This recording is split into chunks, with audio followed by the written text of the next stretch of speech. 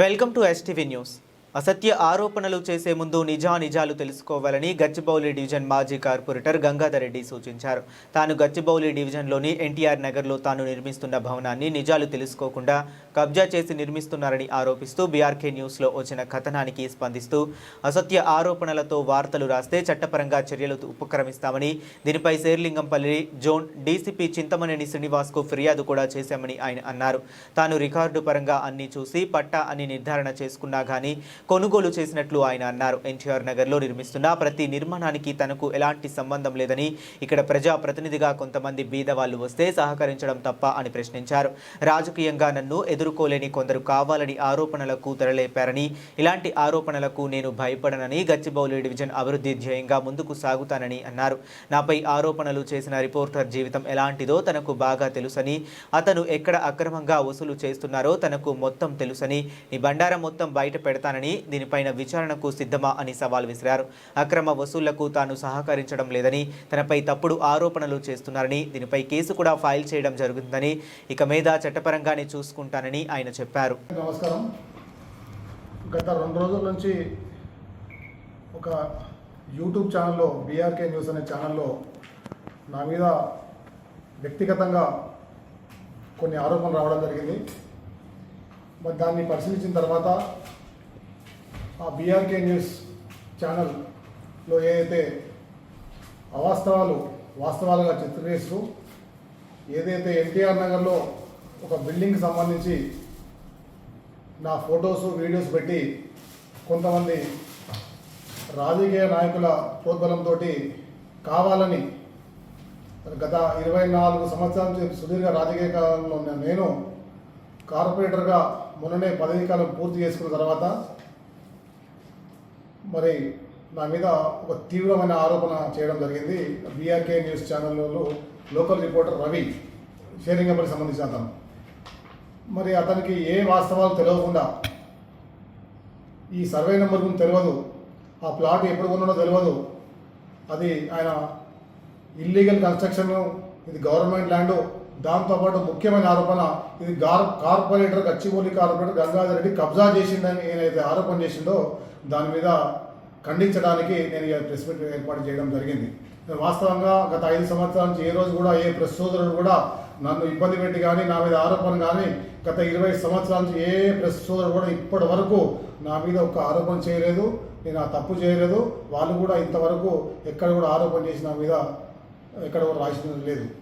నేను ఎప్పుడు కూడా ప్రెస్ అంటే మంచి గౌరవం ఇచ్చి, ప్రెస్ అంటే మంచి ఆధారం ఇచ్చి, ఏ ప్రెస్ సోదరుని కూడా అన్నా నేనున్నా, మీరు నాకు ఏదైనా సాయం చేయండి, వాస్తవాలు చెప్పండి, సీసీ రోడ్లు వేసినా, డ్రైనేజ్ వేసినా, గచ్చిబౌలి అభివృద్ధి విషయంలో అన్నింటిలో ముందుండి ప్రతిరోజు ప్రెస్ సోదరులు నా పేపర్లో వచ్చేటట్టు తిరుగుడు చేసినందుకు సంతోషంగా మొన్న కూడా నేను ప్రెస్ మీట్లో చెప్పడం జరిగింది. దీంట్లో భాగంగానే ఈరోజు రవి అనే షేర్లింగంపల్లి రిపోర్టర్, మరి గతంలో స్టూడియో ఎల్లో పనిచేసినటువంటి రిపోర్టరు వాస్తవాలు తెలియకుండా గతంలో కేశవ నగర్ గ్రామంలో ఒక బస్తీలో ఒక 7 నెలల కింద ఒక ప్రోమో రిలీజ్ చేసింది. అతను ఏమని, గంగాధర్ రెడ్డి ప్రోద్బలంతో ఈ బిల్డింగ్లన్నీ నడుస్తూ ఉన్నాయి, మరి మీరు సహకరించి మాకేమన్నా డబ్బులు ఇప్పిస్తారా, ఈ ప్రోమో రిలీజ్ చేయమంటారా అన్నారు. ఆ రోజు నేను తీవ్రంగా హెచ్చరించిన, నేను మాట్లాడలేదు, మా పిఏ మాట్లాడాడు, అన్నకు ఎటువంటి సంబంధం లేదు, మా కార్పొరేట్కి ఎటువంటి సంబంధం లేదు అని మా అనుచరులు మాట్లాడారు. ఇలాంటి ప్రోమోలు వేస్తే బాగుండదు, మాకు ఎలాంటి సంబంధం లేదని చెప్పినాం గత 8 నెలల కింద. ఆ రోజు ప్రోమో ఆపేసిండు. దాని తర్వాత ఆ మనసులో పెట్టుకొని మాకు డబ్బులు ఇప్పించట్లేదు, మాకు బిల్డింగ్కి ఎక్కడైనా అంటే నేను ఏమన్నా ఇప్పుడు బ్రోకర్గిరి చేయాలా, నువ్వు బిల్డింగ్ కాడికి పోతావు, నేను కార్పొరేటర్గా నేను నీకు డబ్బులు ఇప్పించాలా, ఇది ఎక్కడ న్యాయం? ఇది కావాలని ఒక కక్ష కట్టి కొంతమంది మా దగ్గర ఉన్నటువంటి బ్రోకర్ నా కొడుకులు, కొంత మా విలేజ్లో తండకోడు ఊర్లో కొడున్నాడు, ఆ బ్రోకర్ నా కొడుకుల మాటలిని వీడు ఒక లుచ్చా మాదాపూర్లో ఇవాళ నువ్వు ఫార్చునర్ కార్లో తిరుగుతావు అంటే ఎక్కడి నుంచి తిరుగుతున్నావు? ప్రతి ఇంట్లో నువ్వు ఎన్ని డబ్బులు వసూలు చేసినావు, ఏ బిల్డింగ్ కాడ ఎంత డబ్బులు తీసుకున్నావు అనేది నేను నిరూపిస్తా. నీ దమ్ముంటే నా ల్యాండ్ కబ్జాను నిరూపి, నీ ఛానల్ నిరూపి.